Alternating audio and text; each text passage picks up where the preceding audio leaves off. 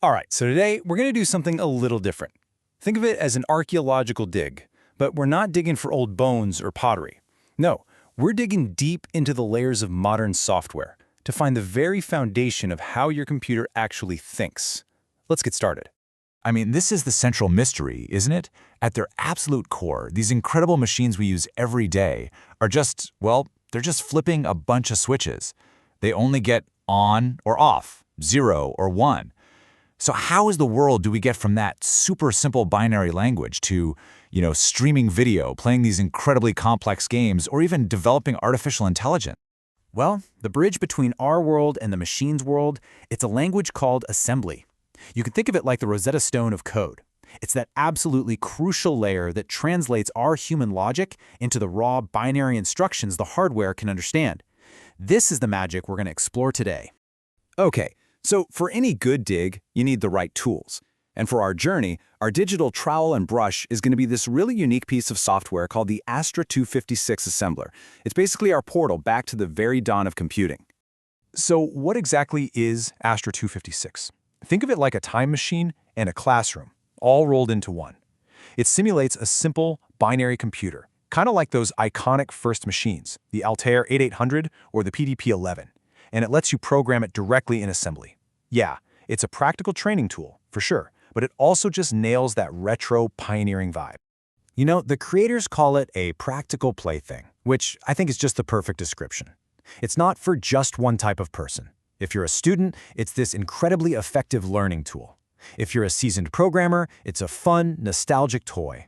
And for pretty much anyone, it's a fantastic puzzle, a way to try and solve problems with the exact same constraints that the pioneers of computing had to deal with. All right, so we've got our tools, we've got our dig site, but that begs the question, why bother? I mean, really, in an age of high-level languages like Python and JavaScript, why would anyone want to dig all the way down to this foundational level? What are we even hoping to find? So what treasures are actually waiting down there? Well, it really boils down to 3 core reasons. First, you get to master the hardware. Assembly gives you direct, total control, which is still super important for programming tiny devices with limited resources, like microcontrollers. Second, you learn how to optimize. Even in modern software, the most critical, performance-hungry parts of a program are sometimes hand-tuned in assembly. And third, and this is the biggest prize of all, you finally understand the magic. You get this deep, intuitive feel for how a computer really works. So, what's it actually like to use this tool? What's the real experience of this digital dig? Let's take a look at the field report to get a practical sense of what you're in for and who this is really meant for.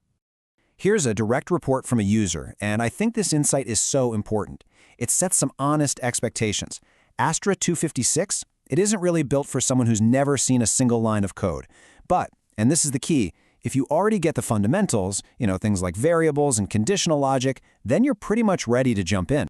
So let's break it down. Who is this really for?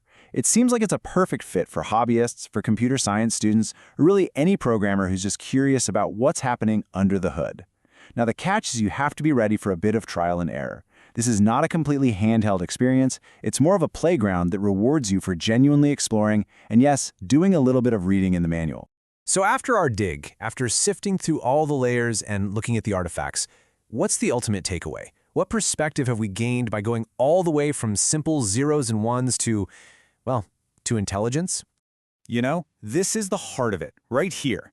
By stepping back into that limited, focused world of early computers, we get this incredible appreciation for the complex, layered, and abstract systems that we use every single day. Understanding that foundation gives you a powerful new lens to see all modern technology through. And all of this leaves us with a really fascinating question to chew on. See, every new programming language, every new framework, it adds another layer of abstraction. And these layers make our lives easier. They make our work faster, which is great, but they also put more distance between us and the actual machine. So the trade-off is this. What have we gained in all that convenience? And what fundamental understanding might we be losing along the way?